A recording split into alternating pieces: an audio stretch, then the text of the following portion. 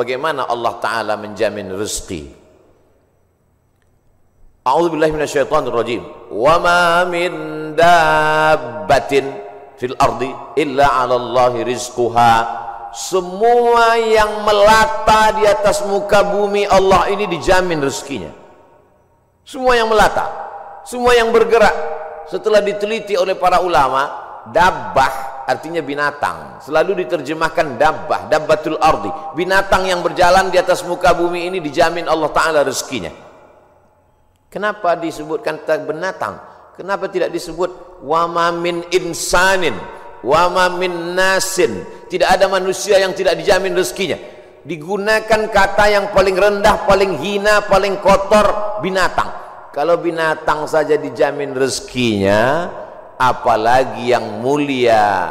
Karamna bani Adam ala katsirin minal khalqi wa faddalnahum tafdila. Di antara semua makhluk ini manusia yang paling mulia. Khalaqnal insana fi ahsani taqwim. Dari bentuk susunan fisiknya paling sempurna, dari bentuk keseimbangan antara akal dengan nafsunya juga sempurna. Ada yang satu ini nafsu aja, tak ada akal, binatang. Ada yang satu ini akal saja, tak ada nafsu, malaikat. Makanya kalau ada teman kita nafsu aja, tak ada akal, kita udah tahu dia sama geng mana. Maka paling sempurna bentuknya, keseimbangannya manusia. Tapi Allah tidak sebutkan manusialah yang kujamin rezekinya, tidak. Allah sebutkan yang paling hina. Kalau binatang yang kotor tidak berakal saja dijamin Allah rezekinya, apalagi manusia. Maka ada ungkapan pepatah orang Melayu, rezeki musang tidak akan dihabiskan harimau. Rezeki musang tak akan pindah ke mulut harimau. Secara fisik harimau lebih besar, secara fisik harimau lebih buas, lebih gagah, lebih tajam taringnya. Raja hutan, raja rimba. Musang biasa saja. Bahkan ada musang yang paling keren ya kopi luwak, karena itulah makanan dia. Tapi rezeki musang tidak akan mungkin dihabiskan harimau. Kalaulah gara-gara harimau musang itu tidak makan, maka sudah lamalah musang itu punah dan musnah, tidak ada lagi di permukaan bumi. Tapi sampai hari ini musang masih tetap ada dan harimau pun tetap ada. Begitu Allah Subhanahu wa Ta'ala mencari, menyediakan rezekinya. Binatang yang melata, melatanya tidak pula di atas tanah, justru dia unik. Kalau binatang yang lain kakinya di atas tanah, kepalanya, dia justru terbalik. Justru kaki dia yang ke atas, dia yang ke bawah. Bukan Spiderman, cicak. Makanannya pun luar biasa. Yang dia makan tidak melata tapi yang terbang, nyamuk. Bisa juga dia makan. Jadi kalau ada orang dikasih Allah Ta'ala tangan, kaki, kudrat, iradat, kemauan, kehendak, dikasih Allah Ta'ala akal sehat, badan sehat, segar bugar, tapi cemas dengan rezekinya, dia mestinya malu dengan cicak. Kemudian bagaimana Allah Subhanahu wa Ta'ala membagi rezeki itu? Lau tawakkaltum 'alallah haqqa tawakkulih. Kalau kamu bertawakal kepada Allah sebenar-benar tawakal, la razaqakum kama ruziqat thair. Kamu diberi Allah rezeki sebagaimana seekor burung mendapatkan rezeki.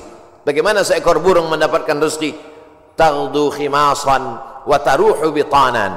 Terbang keluar sarang pada waktu pagi dalam keadaan perut kosong dan pulang dalam keadaan perut kenyang. Sampai hari ini belum ada burung yang tidak mau terbang karena khawatir dapat rezeki atau tidak. Burung merpati terbang tinggi, tahu dia di mana letak sarangnya dan pulang dia dalam keadaan perut kenyang.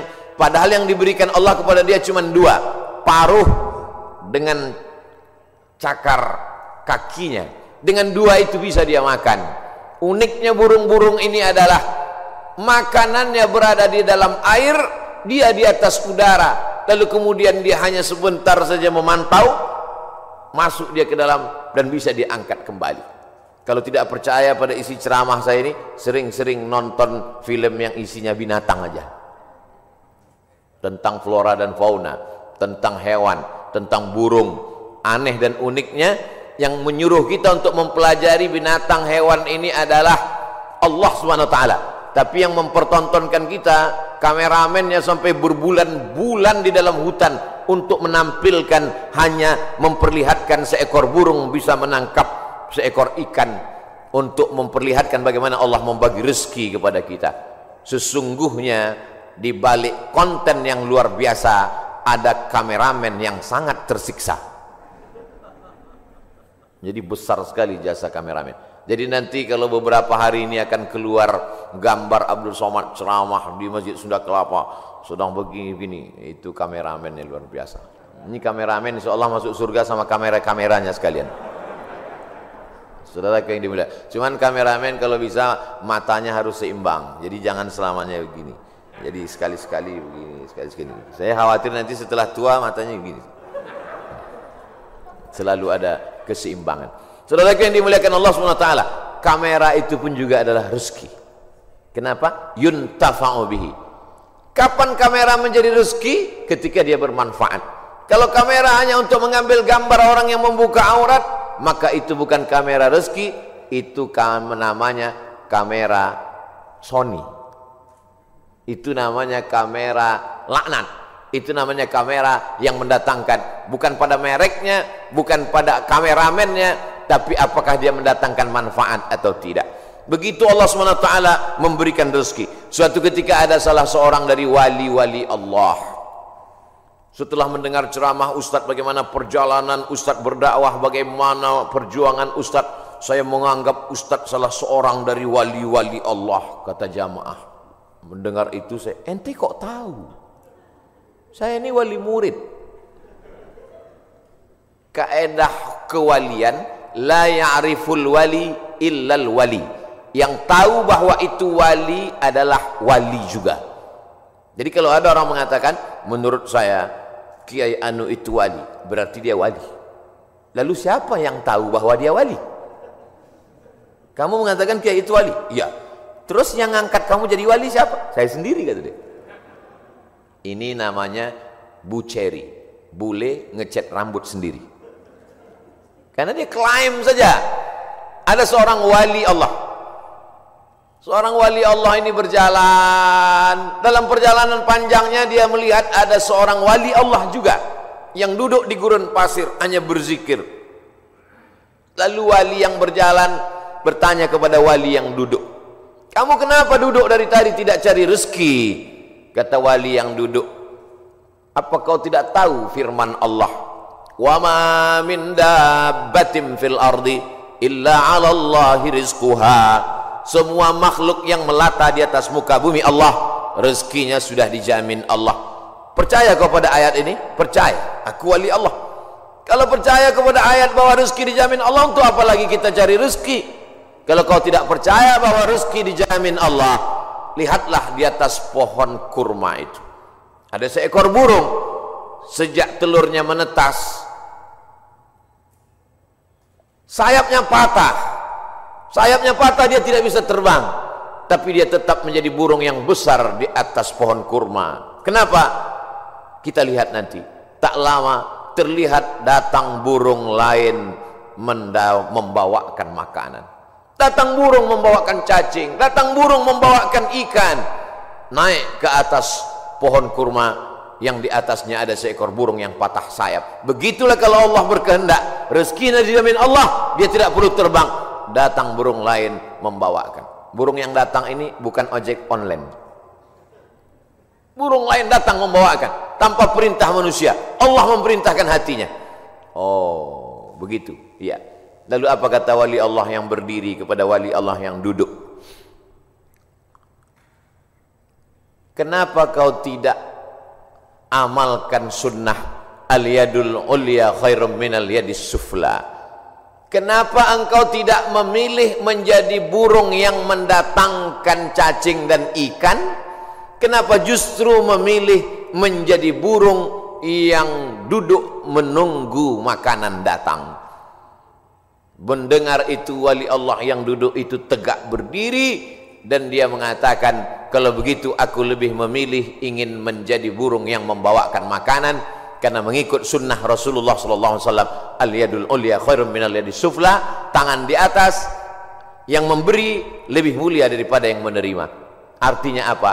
Dengan rezeki, mencari rezeki, punya rezeki bermanfaat, maka orang itu lebih tinggi derajatnya daripada beriman, yakin, tapi hanya menanti menunggu. Makanya dalam Islam diajarkan al-mu'minul qawiyyu, seorang mukmin yang kuat, kuat fisiknya, kuat otaknya, kuat ilmunya, kuat finansialnya, kuat duitnya. Khairun, dia lebih baik di hadapan Allah. Wa ahabbu ilallah, lebih dicintai Allah. Minal mu'minid dha'if, daripada mukmin yang lemah. Wali Allah kalau menerima hadis mudah dia menerima. Ini contohnya. Wali Allah begitu menerima hadis langsung dia terima, dia langsung tegak berdiri. Jadi kalau ada hari ini orang yang diyakini sebagai wali Allah tapi bertentangan dengan sunnah-sunnah Rasulullah, maka sesungguhnya bukan wali Allah. Jadi wali apa? Wali setan. Suatu ketika ada seorang wali Allah membawa murid-muridnya untuk menemui seseorang yang dikatakan wali Allah. Diceritakan dalam kitab Ar-Risalah Al-Qushairiyah, Imam Abul Qasim Al-Qushairi. Murid-murid, kita mau ketemu dengan seorang wali Allah. Di mana Tuan Guru? Di masjid. Dia tidak pernah keluar masjid, dia dalam masjid. Ya, sampai di dalam masjid bertemu dengan wali Allah, bersalaman. Tiba-tiba orang yang dikatakan wali Allah itu, maaf, meludah dalam masjid. Lalu kemudian saat itu juga sang guru berkata, mari kita tinggalkan orang ini bukan wali Allah. Kenapa Tuan Guru? Dia banyak karamahnya, dia mulia. Karena dia meludah dalam masjid. Perbuatannya bertentangan dengan syariat, bertentangan dengan sunnah Rasulullah SAW. Karena bumi yang paling mulia adalah masjid, meludah dalam masjid adalah menghinakan masjid, maka perbuatannya sudah menjatuhkan kedudukan dirinya di hadapan Allah karena bertentangan dengan sunnah Rasulullah sallallahu alaihi wasallam. Jadi mudah saja standar hidup ini, ikuti saja sesuai dengan ketentuan yang dibawa oleh syariat Nabi Muhammad sallallahu alaihi wasallam, termasuk dalam hal mencari rezeki ini. Kalau dia ikuti sunnah Rasulullah dengan cara yang halal, maka itu berarti dia adalah termasuk umat Muhammad sallallahu alaihi wasallam. Dia kaya Pak Ustadz, mobilnya mewah mahal, rumahnya megah hebat, tapi tidak pernah keluar rumah cari rezeki. Jangan-jangan punya babi ngepet, jangan-jangan tuyulnya 3 kontainer. Nahnu nahkumu bizawahir, kita menghukum orang itu dengan melihat zahirnya. Yang tahu batinnya hanya Allah Subhanahu wa taala. Wallahu yatawallas sarair. Ini pembahasan tentang rezeki. Lalu kemudian hubungannya dengan pandemi. Pandemi artinya wabah penyakit yang menyerang serentak pada satu masa di beberapa negeri. Itu arti pandemi menurut Kamus Besar Bahasa Indonesia. Jangan pandemi kata orang, pandemi juga kata kita. Pas ditanya orang apa itu pandemi, ya masih sejenis demi-demi juga lah. Bahasa Arabnya wabah. Maka doa ulama, Allahumma dafa'anal wabah, angkatlah wabah. Bahasa Arabnya wabah, sampai ke Indonesia ujungnya hamzah berubah jadi ha, wabah. Banyak sekali kata-kata serapan bahasa Arab begitu sampai ke kita berubah. Wabah jadi wabah. Zahir lawannya batin. Telapak tangan ini batin, ini zahir. Kenapa ini disebut batin? Karena tertutup. Kenapa ini disebut zahir? Karena terlihat. Oh kalau begitu ini bisa juga disebut batin tertutup Pak Ustaz? Enggak, karena yang bisa tertutup cuman ini. Siapa yang bisa menutup ke sini? Enggak bisa. Maka ini disebut batin. Zahiruha wa batinuha, zahir dan batin. Sampai ke Indonesia berubah. Mohon maaf, lahir dan batin. Tidak apa-apa, kita teruskan saja kekeliruan itu karena sudah menjadi umum. Ada nama kamus bahasa Arab khotok sya'i', khotok salah, sya'i' tapi populer. Ternyata kalau salah tapi populer, diteruskan saja kesalahan itu. Nah, kembali kepada pandemi, wabah. Wabah ini bukan sesuatu yang baru. Ada kota namanya Yathrib. Yathrib itu artinya kota yang banyak wabah penyakit. Nabi selalu merubah nama yang tidak baik kepada nama yang baik. Kamu mau kemana? Saya mau ke kampung wabah. Namanya saja sudah membuat kita memberikan efek negatif. Nama Abdul Somad, tempat tanggal lahir wabah COVID-19, maka memberikan efek yang tidak baik. Maka Nabi merubah nama yang tidak baik. Yathrib dirubah Nabi namanya menjadi Al-Madinah Al-Munawwarah, kota peradaban yang terang benderang. Kenapa terang benderang? Ketika Nabi datang ke sana, maka terang benderanglah hati mereka, terang benderang pikiran mereka, terang benderang kota Madinah. Mereka sambut dengan Tola'al Badru alaina. Badru artinya bulan purnama yang terang benderang. Kalau bulan itu bulat, namanya Badar. Kalau bulannya masih sabit, namanya hilal. Yang selalu dicari-cari orang, hilal. Hati-hati kalau ibu punya suami hilal. Saudaraku yang dimuliakan Allah Subhanahu wa taala. Maka pandemi, wabah menyebar sudah terjadi sejak lama. Makanya dalam hadis dikatakan al-mat'unu syahid. Orang yang meninggal karena wabah ta'un, wabah penyakit, pandemi, maka dia mati syahid. Saudara kita, sahabat kita, kawan kita, tetangga kita, satu sekolah dengan kita, meninggal dunia. Berikan kabar gembira kepada istrinya kalau suaminya meninggal. Sabar Pak, dia meninggal sebagai seorang syahid. Wala taqulu liman yuqtalu fi sabilillahi amwat. Jangan kau katakan orang yang mati syahid itu mati, bal ahya, mereka hidup. Tapi mereka meninggalnya ketika mau Idul Fitri, Pak Ustaz, bajunya sudah dibeli. Ada yang lebih sayang kepada dia daripada kita.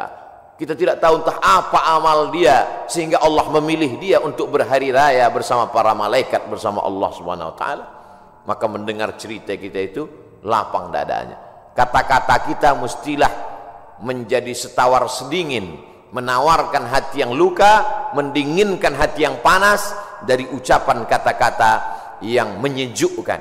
Kalau kita tidak bisa menenangkan orang dengan materi, maka tenangkanlah dengan kata-kata. Rezeki di masa pandemi berkurang.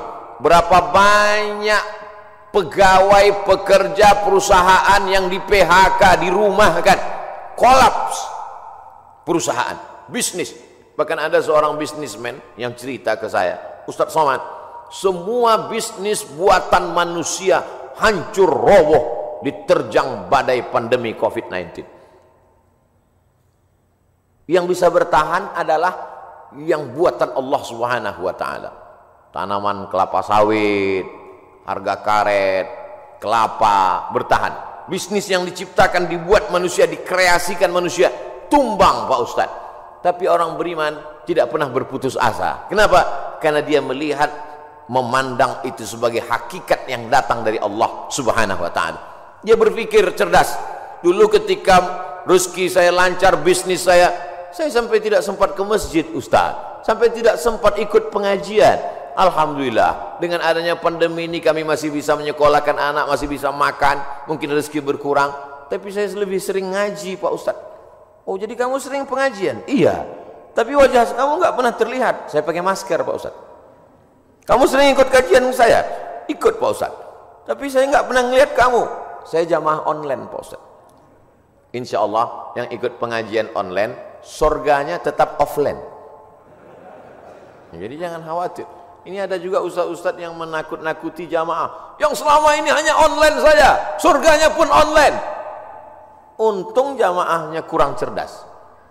Kalau jamaahnya cerdas, mana ada surga online? Surga online itu surga bid'ah. Saudara yang dimuliakan Allah Subhanahu wa taala, jadi ketika kita melihat sesuatu itu dengan perenungan, maka sesungguhnya ada hikmah yang luar biasa di balik apa yang diberikan Allah. Asa an takrahu syai'an, boleh jadi kau benci sesuatu, fa huwa khairul lakum, tapi di balik kebencian kamu itu ada manfaat, hikmah yang luar biasa. Asa an takrahu syai'an, boleh jadi kamu tidak suka pada sesuatu. Wa yaj'alallahu fihi khairan katsira, dijadikan Allah di balik itu semua ada kebaikan-kebaikan. Tapi kadang kita susah untuk berpikir cerdas, cermat, jernih di tengah hiruk pikuk suara orang banyak. Gimana kata kalau kita mau berpikir saat di tangan kita dua handphone, yang satu IG, yang satu Instagram? Gimana kita mau berpikir jernih di saat kita sedang di tengah orang yang pikirannya berkecamuk? Maka bangunlah di tengah malam, seperti jamaah yang dikatakan protokol tadi, yang datang jam 3 malam ke masjid. Kalau dia sampai ke masjid jam 3, tentu bangunnya jam 2. Yang sholat subuh jam 7.30, nggak tahu bangunnya jam berapa. Dia datang ke masjid, tentu dia bangun, habis itu dia mandi, terapi mandi segar, menyegarkan tubuhnya, menyegarkan pikirannya, bersih, gosok gigi, suci, menghadap Allah SWT, sholat sunat wudhu 2 rakaat, sholat sunat taubat, sholat sunat tahajud, sholat sunat hajat, sholat sunat witir, berzikir, menjelang azan berkumandang ke masjid. Jernih pikirannya melihat ini. Kalaulah orang rezekinya seret, rezekinya mampat, lalu kemudian dia alihkan konsentrasinya untuk melepaskan sejarah kerisauannya dengan narkoba, dengan khamar, dengan pergaulan bebas, sesungguhnya dia hanya sedang mengalihkan satu masalah, masalah kecil sedang dia alihkan kepada masalah yang besar. Gimana ibu? Bisnisnya sejak Covid ini makin turun atau makin? Alhamdulillah Pak Ustaz, alhamdulillah ada Covid. Alhamdulillah pula dia bilang ada Covid. Kenapa? Selama ini saya kalau mau buka usaha mesti sewa ruko, mesti sewa tempat. Hari ini saya bisa bisnis online Pak Ustaz. Saya cukup buat pasang iklan, masak di dapur sendiri, menggunakan jasa teman-teman yang bisa mengantar, akhirnya makan. Berapa banyak saudara-saudara kita yang hari ini bisnisnya tetap berjalan. Dengan cara apa? Dengan cara online. Cara menyampaikan makanannya saja yang online, makanannya tidak online. Bukan berarti makanan itu digambar lalu dikirim. Makanannya tetap diantarkan dan berjalan. Kenapa? Karena ketika kita duduk dengan tenang, maka akan ada ide-ide yang diberikan Allah Subhanahu wa taala. Yang menenangkan hati itu siapa? Allah. Huwallazi anzala sakinata. Allah taala yang menurunkan ketenangan fi qulubil mu'minin, ke dalam hati orang beriman. Tapi tidak semua bisa begini. Apotik, jual obat, minyak kayu putih, haba sauda, madu, justru di musim-musim ini peningkatannya luar biasa. Kenapa? Karena orang takut. Kalau orang takut, dia cemas, dia ngeri, dia suka minum herbal, lalu kemudian dia dengarkan hadis yang disampaikan Ustaz, habbatus sauda syifaun min kulli da'. Habba sauda, jintan hitam, Arab, obat dari segala macam penyakit. Yang tidak bisa diobatinya hanya tua dan mati saja.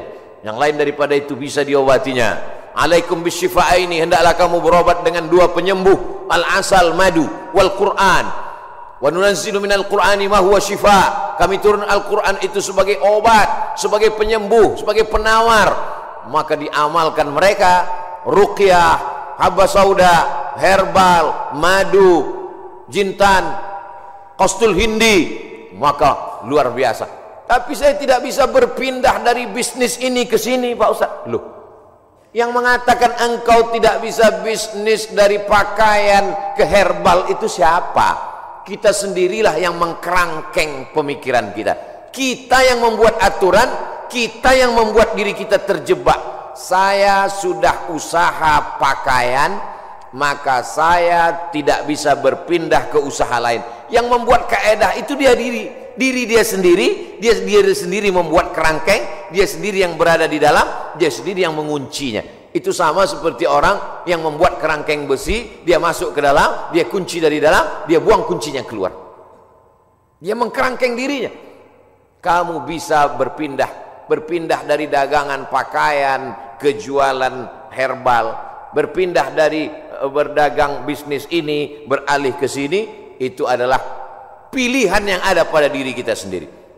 Ada pilihan yang tidak bisa kita pilih. Abdul Somad menjadi orang Melayu, datang dari Pulau Sumatera, itu tidak bisa kita memilih. Saya tidak bisa memilih. Malaikat tidak pernah dulu memberikan saya pilihan di alam rahim, Abdul Somad, kau mau jadi orang mana? Mau jadi orang Amsterdam atau mau jadi orang Riau? Tak ada. Itu bukan pilihan saya. Itu pilihan takdir dari Allah Subhanahu wa taala. Tapi ada masanya kita bisa memilih antara bisnis ini atau ini, beralih ini atau ini. Ustaz, ada yang mau saya tanyakan Ustaz? Ya silakan. Bolehkah saya beralih bisnis? Boleh. Yang tak boleh beralih ke lain hati. Saudaraku yang dimuliakan Allah Subhanahu wa taala. Jadi bagaimana tiba-tiba pikiran kita menjadi sempit sampai tidak nampak solusi? Bagaimana tiba-tiba hati kita ini menjadi beku sampai semuanya terasa menyulitkan, menyusahkan kita? Maka Allah Subhanahu wa taala memberikan kita kelapangan. Man lazimal istighfar, siapa yang melazimkan istighfar, mengistiqomahkan, mengamalkan istighfar, ja'alallahu lahu min kulli dhiqin makhraja. Habis waktu ceramah. Oh, matahari terbit. Hebatnya di Masjid Agung Sunda Kelapa. Setiap matahari terbit, bunyi alarm. Setiap matahari terbit, bunyi alarm. Setiap matahari terbit, bunyi alarm. Lama-lama jamaah mengambil kesimpulan bahwa kalau alarm tidak berbunyi, matahari tidak terbit. Kalau ada usaha, baru ada rezeki. Kalau ada usaha, baru ada rezeki. Kalau ada usaha, baru ada rezeki. Kalau tidak ada usaha, berarti tidak ada rezeki. Rezeki terbagi dua. Ada rezeki yang bersifat mauhibah, pemberian Allah. Ada rezeki yang bersifat al-kasbu, usaha. Dan berapa banyak rezeki yang berdasarkan pemberian Allah Ta'ala jauh lebih besar daripada usaha. Tapi jangan gara-gara ini lalu orang tidak mau berusaha. Usaha datang dari kita, pemberian datang dari Allah. Cobalah tanya bisnismen orang-orang kaya itu, apakah dari usahanya itu datang? Berapa banyak usahanya biasa saja, tapi pemberian Allah Subhanahu wa taala luar biasa. Yang dinilai Allah adalah bagaimana seorang hamba berusaha. Itulah ahlus sunnah wal jamaah. Adapun orang yang berpangku tangan menunggu hujan turun dari langit, mereka adalah ahlul bid'ah wad dhalalah. Namanya kelompok Jabariyah. Al-Jabr. Ada wali nikah itu namanya wali majbur, wali yang boleh memaksa. Jabariyah orang yang terpaksa. Kata dia, hidup dia ini terpaksa karena takdir. Kau kenapa tidak berusaha? Semua sudah ditakdirkan Allah. Kau kenapa mabuk? Saya tidak ada niat mabuk Pak Ustadz. Saya terpaksa karena takdir. Dua salah dia. Pertama, dia berbuat dosa. Yang kedua, dia mengkambing hitamkan Tuhan atas segala dosa-dosanya. Maka orang seperti ini dihukum double oleh Sayyidina Umar bin Khattab. Pada zaman Umar pun spesies manusia seperti ini sudah ada. Yang sekarang ini hanya pengikut-pengikutnya saja, neonya, model barunya muncul di zaman modern ini. Maka orang seperti ini bukan ahlu sunnah. Ahlu sunnah adalah berkeyakinan bahwa rezeki dijamin Allah, tapi dia juga berusaha. Menurut Imam Abul Hasan Al-Asy'ari, maka itulah yang disebut dengan al-kasbu wal ikhtiar. Ada usaha. Subuh ini saya sudah ditakdirkan Allah Subhanahu wa taala ada 2 minuman. Yang berada di atas meja ini walaupun nampaknya 3, yang minuman 2, yang ini hand sanitizer. Lalu kemudian saya boleh memilih antara 3 ini. Yang mana yang mau dipinum, boleh pilih. Mau yang ini atau yang ini, tapi jangan yang ini. Ketika dia sudah diberikan kepada saya, maka ini milik saya, ini udah takdir saya, ini ketetapan untuk saya. Tapi saya mesti menggerakkan tangan saya, mesti memasukkannya ke mulut saya. Semuanya datang dari Allah. Gerak ini tangan bisa bergerak, itu pun dari Allah. Hati ini untuk condong kemana, itu pun dari Allah. Itulah mengapa dikatakan wallahu khalaqakum wa ma ta'malun. Allah menciptakan kamu dan perbuatan kamu. Perbuatan kamu itu pun juga ciptaan Allah, karena semua datang dari Allah. Menulis, tangan yang menulis ciptaan Allah. Pena, kertas, itu pun ciptaan Allah. Maka dikatakan bahwa kamu dan perbuatan kamu adalah ciptaan Allah. Tapi kita punya pilihan. Wa nafsin wa ma sawwaha, demi jiwa dan penciptaannya. Fa alhamaha fujuraha, ada jalan kiri, jalan fujur, jalan bengkok, jalan hitam. Wa taqwaha, jalan kanan, jalan baik, jalan putih.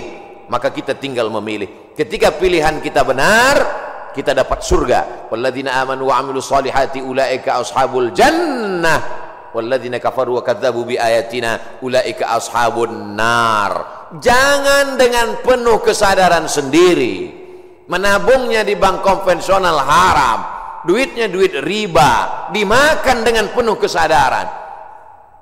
Ketika ditanya, kau makan riba? Iya, tapi ini haram. Takdir, susah saya menolaknya, Ustaz. Tidak bisa begitu, karena kita punya pilihan untuk mengalihkan dia dari konvensional ke syariah. Kita punya pilihan untuk memilih antara yang haram dengan yang halal. Ketika pilihan itu tepat, disitulah balasan datang dari Allah Subhanahu wa ta'ala. Saudaraku yang dimuliakan Allah, ada orang yang sanggup memilih tapi dia tidak mau. Ada orang yang tidak tahu, ada yang pura-pura tidak tahu. Maka semua jenis manusia ini nanti akan mempertanggungjawabkannya di hadapan Allah Subhanahu wa ta'ala. Dengan mengaji kita menjadi tahu. Setelah tahu, ujiannya lebih berat. Selama ini kita tidak tahu, kadang-kadang ada enaknya juga tak tahu. Ada mahasiswa lama, ada mahasiswa baru. Mahasiswa lama dengan mahasiswa baru duduk di tempat yang sama, mau daftar ulang di awal tahun ajaran. Tiba-tiba turun seseorang lewat.